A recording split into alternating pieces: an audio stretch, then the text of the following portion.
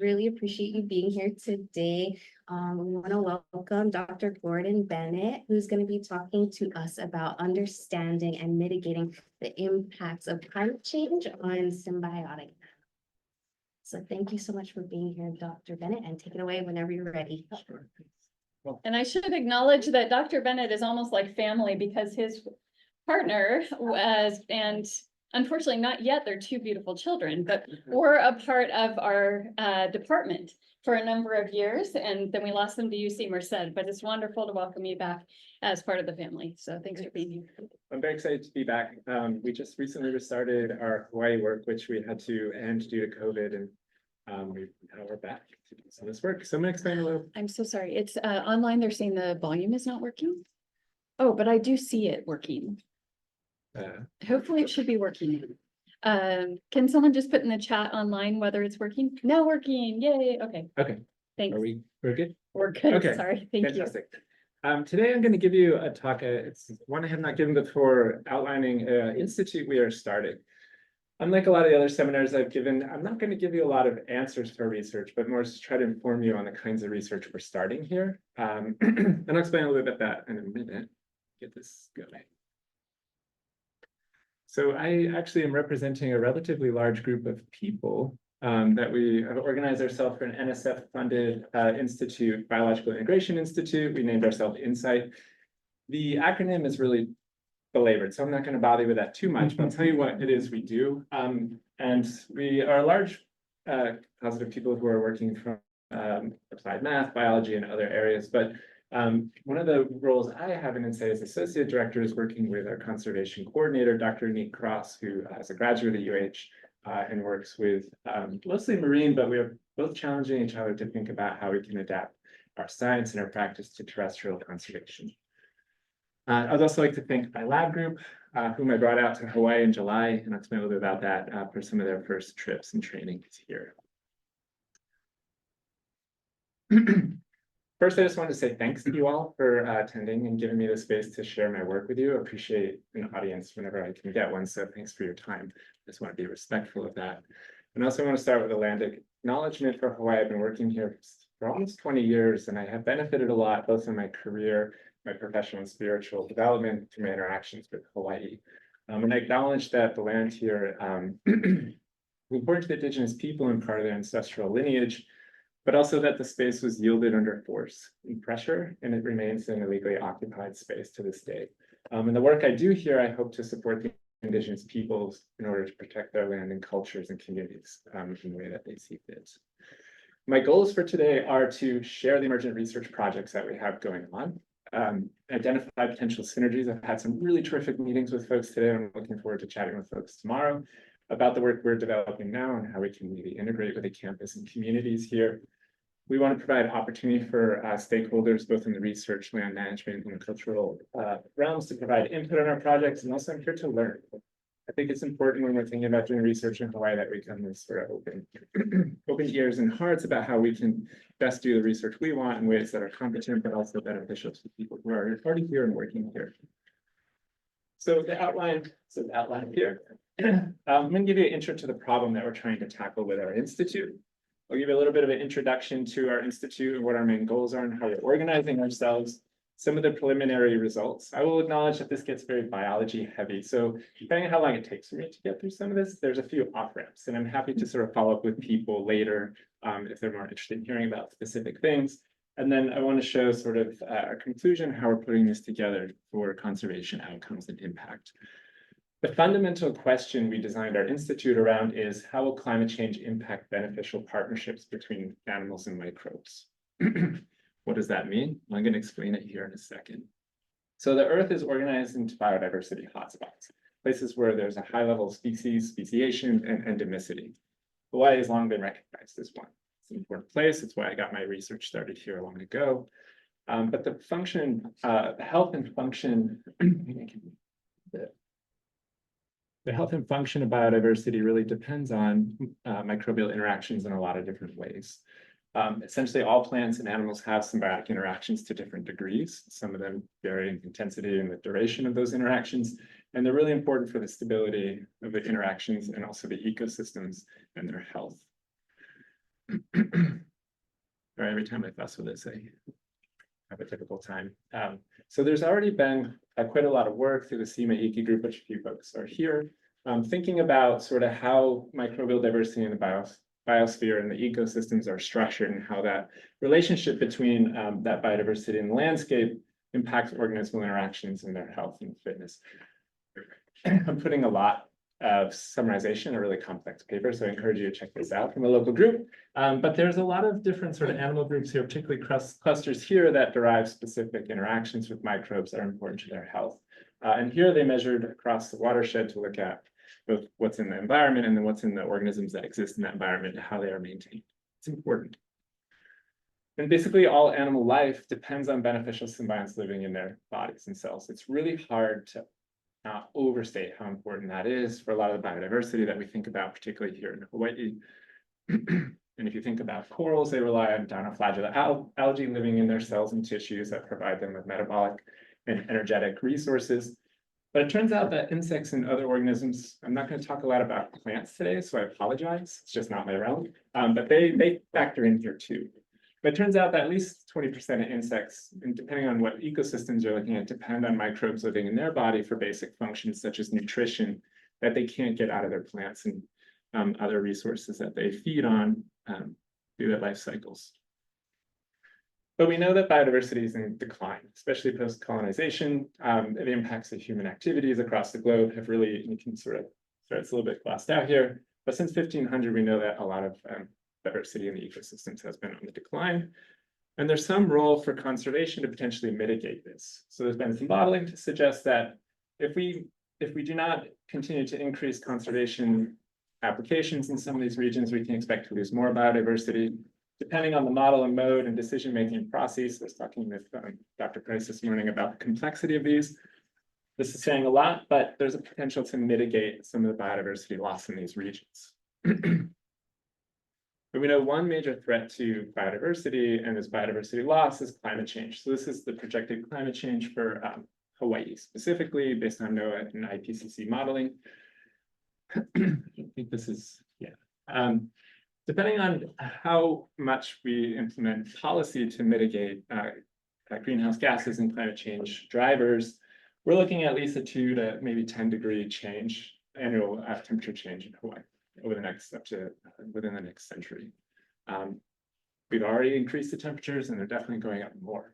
But what does that mean? And some local collaborators used of the Jimbaluka lab has actually looked at this across the landscape and measured what's going to happen up to 2035. So not necessarily on the landscape level out to 2100, but within the next 20 years or so, we expect to see a 1.5 degree increase across all habitats. What's really fascinating, well, it's not fascinating, but what's really sad and potentially interesting about this is that the highest elevation communities are going to be most impacted. They're the ones that are seeing. This is Kelvin. I apologize, I cannot really compute Kelvin on the spot, but it's around the realm of 1.5 or 1.4 degrees Celsius increase, particularly at the higher end or higher elevations. They're most susceptible to climate change. So what this means for organisms that are distributed on the landscape has been thought about in a lot of different papers and literature that's emerging nowadays. So if you look at species with local adaptation, you could think of these as endemics with very narrow habitat bands.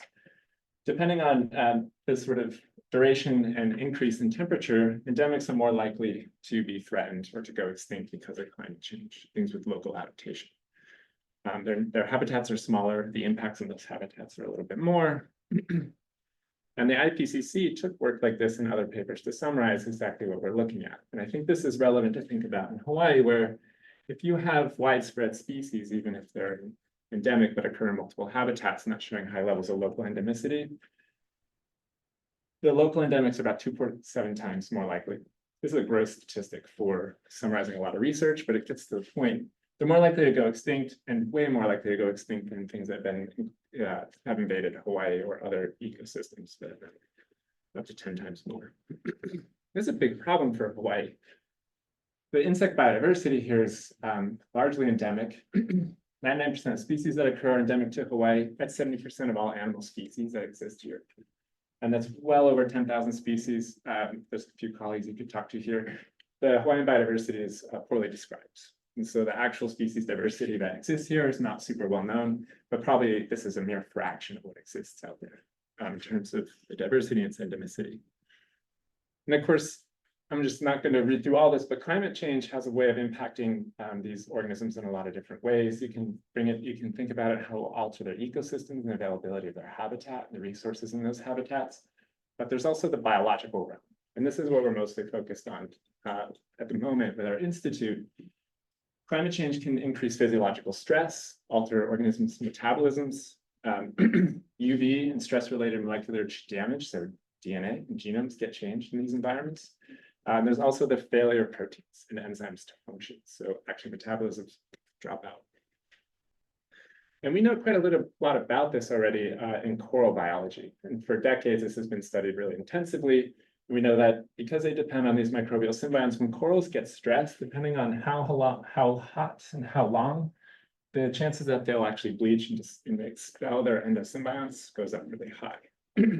And right now we're seeing global biodiversity decline and collapse of coral reef ecosystems. The white ones here have gotten rid of their symbionts due to physiological stress and other parameters in their environment. So we know quite a lot about that, and there's been a lot of research in it. But we're starting to learn more about now that we haven't really appreciated before is insects show similar collapse of their endosymbioses. And that when you thermally stress them, their symbiotic interactions start to melt down. And in many cases, they die or are unable to reproduce. Their symbionts literally melt down. They cannot expel their symbionts like coral can. They basically just melt inside the cells. This has been shown across a range of insects, including ants and sap-feeding insects and various groups. This is just emerging. We do not have a clear picture of how widespread these patterns are. Feel free to stop me if you have any questions. I'm glossing over a lot of science. Okay. But please do. So we created INSITE to try to tackle these ideas. And our main goal is to provide understanding and theories about how climate change will affect symbiotic biodiversity, from the interactions themselves to how species will fare in these predictions. Our long-term goal, though, and this is why I'm working with Annie Cross, and I'm here to present my work to you all, is we would like to provide land managers with some tools based on our research to make some informed decisions about whether or not their management decisions will incorporate the biological reality of what climate change will do to some of the insects in these systems. So to peel it down, if you're thinking about the organisms that are most susceptible to climate change, what our sort of theory of the case is, if we can know what's going on biologically, we can apply that more broadly to make generalizable predictions about how other biological systems might fail. And then things that have the same kind of biology and ecology, we can apply a model to understand and make predictions about their fate under climate change scenarios. And in the end, I'm showing you where we want to get to at the end of our institute. We're only 2 years in. We have 4 more to go, but this is where we want to get to. We want to be able to provide landscape predictions, in particular habitats, about what's going to happen to these organismal populations that have these symbiotic interactions with insects, and then which ones are more susceptible to climate change and potential extinction or local extirpation, depending on their range and their habitats. I spent a lot of time working in Waikimoi, both in the park and TNC area there. They put a fence in, the TNC did. If you look across the fence, they have this immaculately managed native habitat. If you look outside the fence, it's overrun by ginger.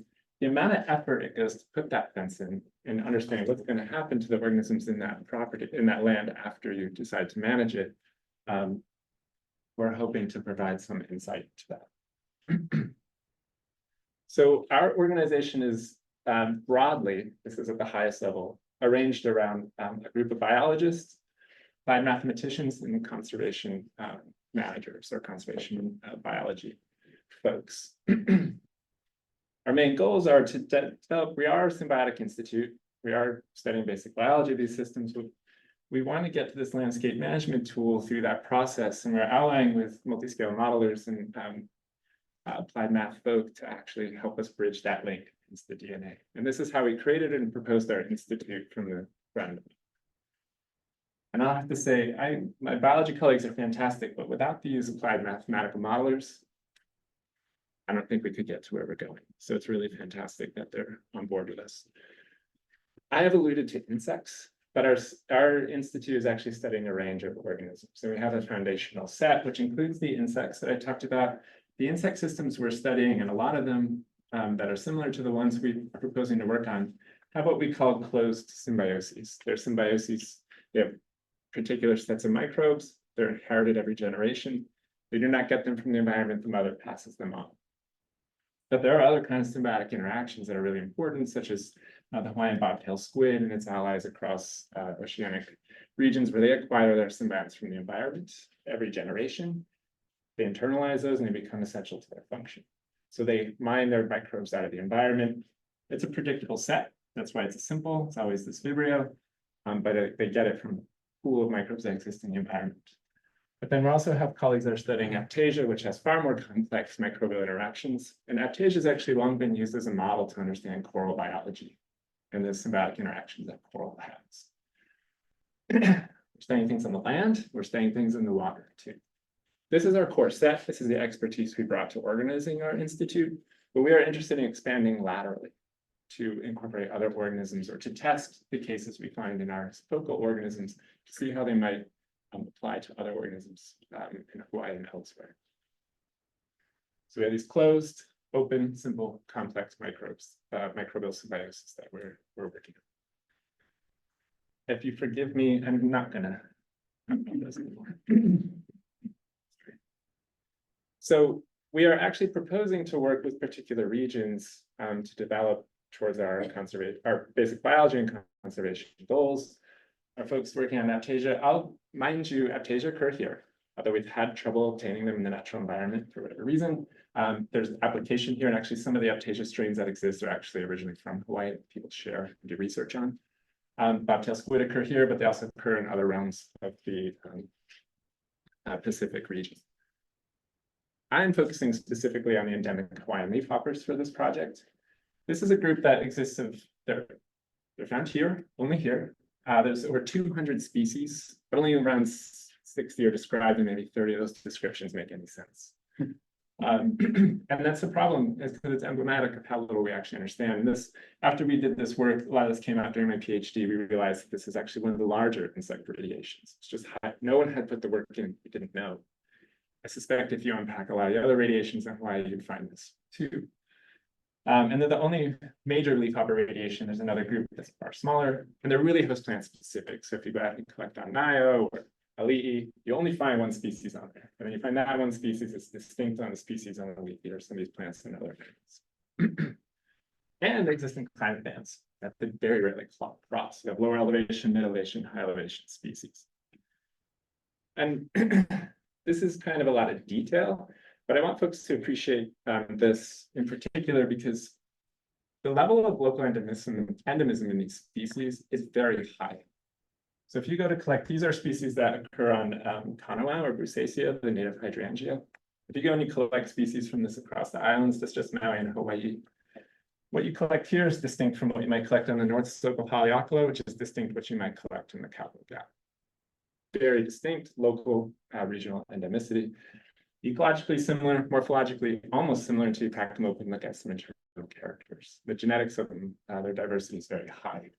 So we named a few of these, and as some of my colleagues like to remind me, there's about 150 others to name, but I'll need some retirement. These insects, in order to feed on plants at all, require these microbial symbionts that I alluded to before. These live inside their body, they live within insect cells, and they provide basic nutrition that you can't get from the plant itself. People like celery. You ever just try to suck on celery and eat it that way? That's essentially what these sap-feeding insects do. They feed on phloem and xylem. They're basically just feeding on this sort of transport system, which is mostly water and sugar. So it's a really imbalanced diet. They require these symbionts to fill in the gap and basically to make proteins, all the essential. So animals make essential, non-essential amino acids. These microbes provide the essential ones that all animals have to get from their diet or microbial interactions, some form or fashion. That level of endemicity and those kinds of interactions typify the native plant-associated insect diversity here in Hawaii. There's major radiations of delphacids, cycsiids, murids, Cicadellae, which I talked about in psyllids. They all feed on plants in similar ways, and they all require microbes, although their origins are different, those interactions are a little bit different. The ecology of these systems is very similar. And particularly, I suspect I know in psyllids it's shown to be true, and if you investigate some of these other groups, you'll see similar levels of endemicity for them. So that applies. What we're doing with the Neozophrysiania, the Cicadellids applies to these other insects too, or can. Okay, any questions? All right, so just to remind you, we're 2 years into our institute. Our first year was staffing. We had to find all the great people to do the work that we wanted to do and organize ourselves. This last year, we started to collect some very preliminary results. And I want to give you a little illustration of how this works and kind of how we're running our research program. So in order to get to that map that I showed you earlier, we have to start from the basics. And that starts with lab experiments to understand how insects respond in adaptive climate change. So we ran a climate acclimation experiments for a month to look at how organisms initially respond to increased thermal gradients. So you can think of that as heat waves, which are increasing in their intensity and duration globally. We installed long-term evolutionary experiments where we basically put these insects into incubators, and we're going to let them go for as long as we can to see how those environments shift the molecular and metabolic interactions between them. But then we want to bring this out in the field to see if what we're finding in the lab actually mirrors the kind of natural evolutionary processes that have occurred in places like Hawaii. We have these really awesome sort of elevational transects or gradients that we can leverage in Hawaii across all the islands that these species occur on. And as I mentioned before, are locally adapted to different bands. We can look to see if the acclimation adaptation response also mirrors what's gone on over natural evolutionary time. So we're going out in the field to measure these metabolic and genetic and gene expression profiles of these insects in their natural environments. And then we're using this data combined with climate change data to make predictions about what's going to happen to those organisms in their natural populations. This is an oversimplification of all the research that's going on for about 20 people or so. But hopefully that gives you an idea of our approach. And you can maybe imagine any insect you love or system that might exist there. Happy to share all these protocols and processes, or if you want to send us stuff, we could incorporate it. Unfortunately, despite my best efforts, I cannot rear the native Hawaiian leafhoppers. I've tried it when I was here, I tried it in my PhD. Whatever it is, the plants there and the environments they are adapted to are very specific and they're finicky. We can keep them alive for a little while, they don't breed, they die. I've tried on some of the more common ones I thought would work. So we shifted to work on a widespread pest species across these, which is something we've been working on in the side project and developing during COVID when we couldn't go anywhere as our laboratory model. I'll mention this a little bit, but these basically have the same symbiotic interactions that the Neozophrysiania have. Same microbes, ancient, they share a lot of same biological properties, but we can manage these in the lab and put them in any condition we please. They'll tolerate really well. That's kind of the benefit of pest species. That's the only benefit. But we've genomic resources. We've even mapped all the genes that support. These are the names of the symbionts. I'm trying not to belabor you with these weird names that I don't even know where they came from myself, but these are all genes that we know the host uses to support the symbiosis. We've mapped that all out for this system. So we have a lot of tools here to get to our questions. So what we are doing is taking these insects to look at host symbiotic fitness. So what's their fitness under these different climate variables? And we're using the IPCC predictions, the Interpanel Climate Change predictions and summarized research to model the kinds of condition treatments we want to use, how gene and expression change, and then how are protein stability occurring.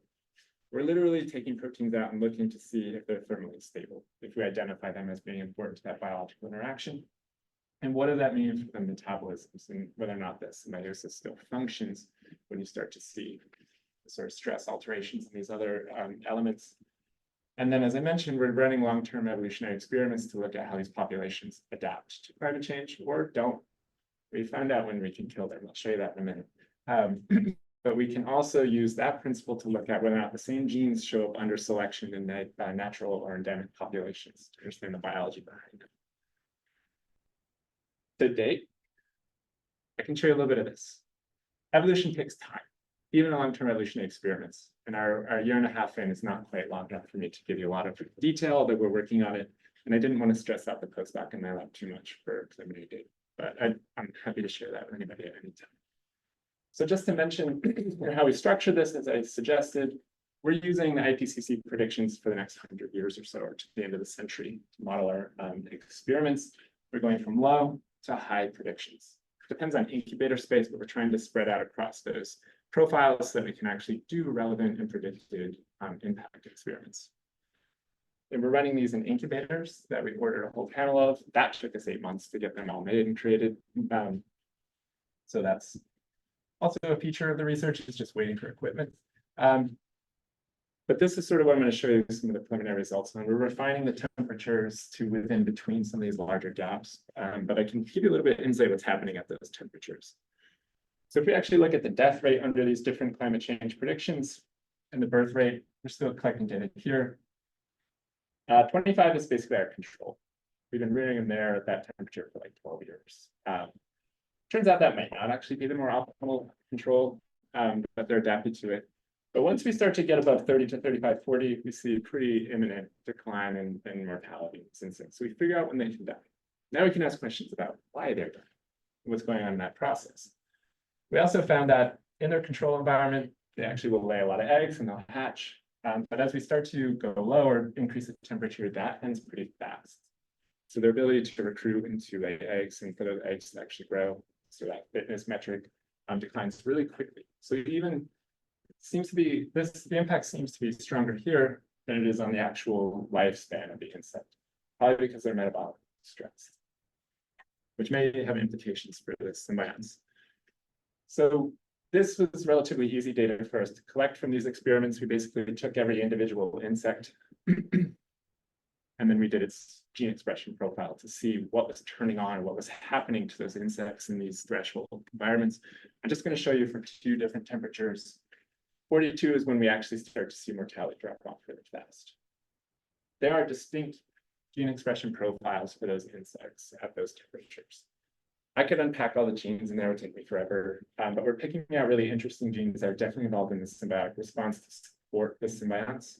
There's other things going on too. With this level of data, we can ask questions about the symbionts, but we can also understand something about the biology of the host as well. So even if there isn't a symbiotic response that's driving the mortality, we can see through that some of the data we're collecting. Are folks familiar with PCOAs? Enough? Okay. Assume that some people aren't. So basically, these are just whatever your sort of variables of interest are. We're looking at global gene expression based on these genomes, these treatments. So for everything that we reared at 42 degrees Celsius, you can see sort of groups across this plane as having very similar expression profiles. I will tell you it splits like this because of sex. So there is a sex response. There is a difference between insect sexes respond. With the symbionts, we did the same thing. For their genomes, there's a much stronger correlation between how the treatment is globally changing their gene expression profiles. Without going too much into the nitty-gritty. What we see is there's something predictable about how they respond in their gene expression profiles to thermal stress. And it's not just heat shock proteins, there's other metabolisms kicking on and changing. From this, we've actually been able to run away with a little bit of an experiment. This gets very biologically oriented, but I'll just walk through it real quick. We're able to pick out particular genes that show dramatic changes in their expression, and then just sort of drop off at a certain temperature. And with these genes, we're proposing to actually take the model of the protein itself, and you can use these AI algorithms that have come out recently to understand kind of how thermally sensitive are those in a modeling environment. But then we also incorporated a biochemist on our team. We're isolating these and taking a look at whether or not those proteins actually melt down and become non-functional in that environment. And so we did this with one protein so far. It's a phosphorylating kinase. Basically, it just cleaves and adds phosphorus groups to different proteins. We don't need to go too deeply into that, but this is an important gene in cell function, regulates gene expression, also has very high expression where the symbionts occur in those tissues. And we found that once you get above 40 degrees C, that protein completely melts down. This just measures how the shape of that protein, basically. Anything down lower here means that protein is conformationally expressed, and it's what you'd expect to see. These lines getting up here means it's unfolding. And once you get above that, the sort of temperature threshold, that protein completely unfolds. So not only insects die, their proteins die.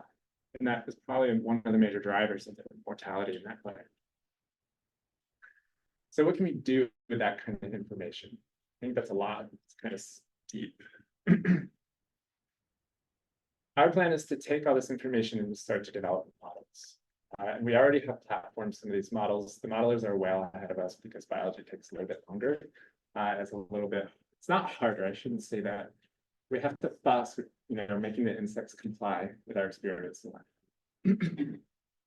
I don't fully understand all the elements of what they're doing, but they're using structured differential equations to actually take the data we're finding with the birth rate and the mortality. We're actually incorporating time to development. We're running those experiments right now. And this was going to work. So given the mortality data I presented to you, and also some of the improvement for the fitness, they've actually developed a functional model. They take our data, they plug it in, and look at how those populations are responding. We can take the rest of this data, actually start to develop genome scale modeling. So when we see these proteins unfolding or gene expression changing, we can actually predict how does that influence the entire network of interactions between symbionts and the host themselves. Really talented grad students already developed these. It would take me a seminar alone to explain how that model is built. But we can actually then take genes in these metabolic networks within the symbionts and the host. We could eliminate them or increase their expression and look at what that does to us in metabolism in terms of how that biological system functions. Any questions on that? Okay. That's what we're doing in the lab. And that's kind of where we spent our last year. It's kind of like a bunch of broken pieces that we're starting to put together. But how can we actually bring this back out into the field? Remember, we want to get to something that might have some conservation elements or implications. So I'm going to shift the talk to about mesoprociny and what we've been able to do and where we're headed with this so far. We can't reasonably measure host fitness of the mesoprociny. So that's a data set we can't collect for the endemic insects themselves. We might be able to come out and bag them. I'm not sure. They're very finicky and skittery and they're very fussy in their environment. So I don't think it's realistic for our team to do that this time. But we can collect the rest of this data. And we've been working on actually doing population evolution through time and space, measuring their metabolic responses, and then we can run those gene expression profiles and pick out the genes that are changing their expression and also measure their stability of those proteins. We can bring these back to the lab and extract out their proteins and run all those protein assays that we're showing to test their actual thermal stability. And our sampling plan here is to, so long ago, when I was a grad student, I built the entire phylogeny for mesoprociny. I discovered that basically all the clades are organized by their host plant associations. They adapt to their host plant associations on Kauai, and then it just kind of came down the island chain with them as a plant, which is great because that gives us these sort of replicated ecological conditions where we can ask questions about how the host and their different symbionts, these rings, are symbiont genomes. So it's just a graphic for that. So we can sample these daisy chaining lineages that have come down the island to understand how those different species have adapted to their environments and then their plants and also the ecological ranges. Again, the green one is more likely to be a summit region, and the blue one, which is actually more likely to be on coastal regions, such as species that feed on Mayo, if they're still around, versus species that feed on subalpine, higher elevation Coplasma, or some of the other Pipterus, some of those plants. So for this, we're planning to run population genetic experiments. We're just starting this. So this is all places we're headed. From this, we can identify genes on the environmental selection. We can piece apart what's being driven by the plants, what's being driven by the environment themselves, and then also within and between islands and the elevational gradients. Turns out that we have a lot of stuff in the freezer. So we can actually look at how these populations have been evolving through time over the last 20 years, and then what's called temporal genomics, where we can pick out how genes have been selected for through time. So not just currently, but also what happened when I started my PhD like 20 years ago.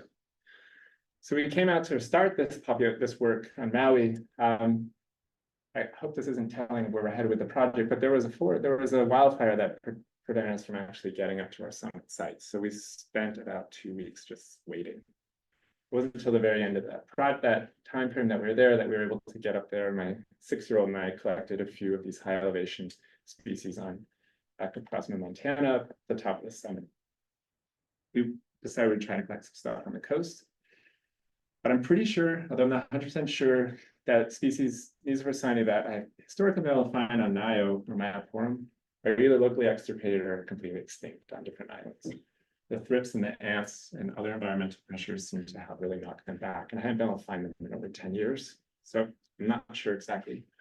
So we ended up collecting on Dodenea, the soapberry OED, for like 2 weeks, and it started to get really tedious, but we were testing out our approaches to see if we could do some of those other data collections that I mentioned. So during this time, and also during COVID and sort of work up to this point, we're actually able to proceed ahead with some of the stuff we have in our freezer that I collected a long time ago during my PhD. -8 is really helpful for that. And so we just wanted to do a few I have a graduate students working on this now, Miguel Cavallero. We just wanted to see if these symbionts are actually I confirm that they are the same or similar to what's going on in our model population that I mentioned earlier. They're almost identical, minus a few genes in their genomes. So the biology of these systems in the Nisophoricinae in our model match quite closely. So we think we can use our model to actually predict what's going on in the endemic leafhoppers pretty easily or with some reasonable precision. Recently, we scaffolded the genomes for 4 of our Nisophoricinae species so that we can ask questions about how their genomes and their genes are adapting to the different environments, and also the symbiont genes. We identified that a lot of these actually co-occur in similar regions to our model population. And so we sampled across the Nisophoricinae phylogeny to get different host plants for these genomes to get this sort of range of evolutionary diversity, and then also the age. So this is everything that feeds on Urticaceae, includes Picturus and everything. This is everything else. So we built that into our genomic sampling. So we have these reference genomes. And we started now to pick out proteins. So that one protein I showed you from the pasture leafhopper, the phosphorylating kinase, we already pulled this out of several RNA data sets from the leafhoppers. So we can actually look to see, is that gene more stable at different temperatures based on where we collected that host. That's underway currently. I wish I had more to tell you about our research. There's just a lot of people who are putting a lot of time in there, but I want to sort of give you a little sort of vignette of how we're collecting data and what we're planning to do with it. So just to conclude, our hopes and dreams are such that we want to be able to use these model systems to understand more what's going on in field organisms. And we think that based on these interactions and what we know about symbiotic interactions in insects more generally, we can expand laterally to other systems.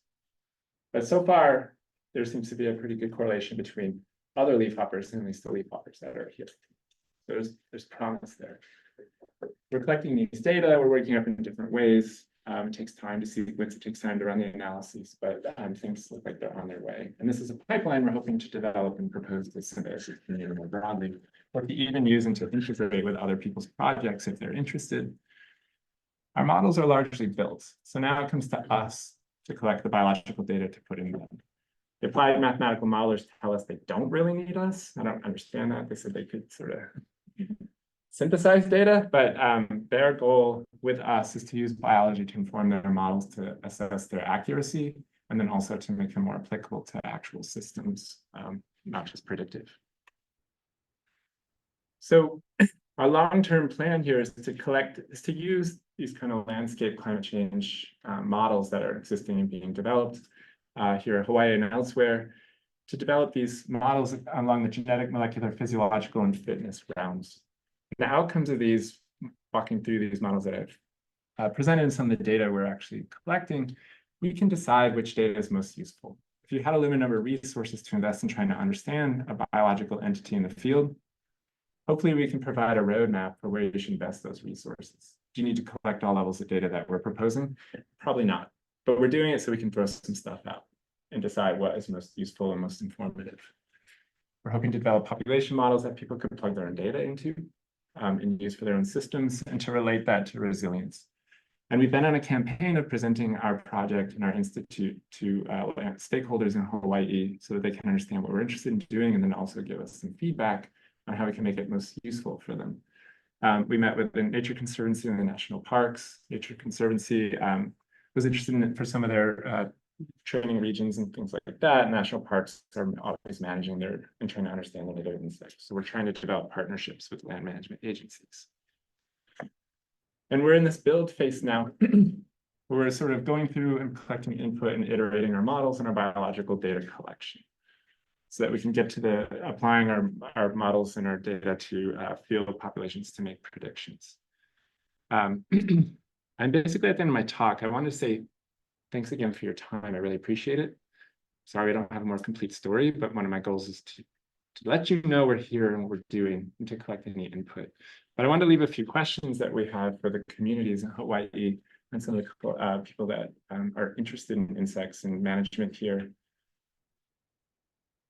I can redo them if you want, but we're interested in integrating with land managers and then also the research community, because we're depending on a lot of data and materials that are coming out of places like the University of Hawaii to make our research function.